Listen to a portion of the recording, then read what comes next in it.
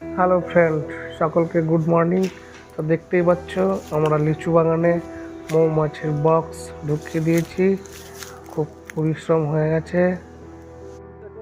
মৌমাছির কাজে বক্স নামানোর পর প্রথম কাজটা থাকে রান্না করা। ছবি থাকলো তাই আমার ডিউটি পড়েছে রান্না করার। আমি এইদিকে রান্না করছি, আর রান্নাতে আছে আলু টমেটো আর ডিমের ঝোল। আর এইদিকে হচ্ছে আমাদের ক্যাম্প তৈরি। ক্যাম্প তৈরি হয়ে গেলে আশেপাশে পুকুর ফেলে সকালে স্নান করে খেয়ে দিয়ে ঘুমাবো।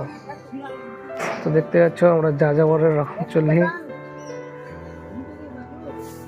যে কোনো জায়গায় মৌমাছির বক্স নামানোর পর ক্যাম্প করার পর আমরা যে রান্না করি, তা প্রথম দিন খেতে হয় মাছ।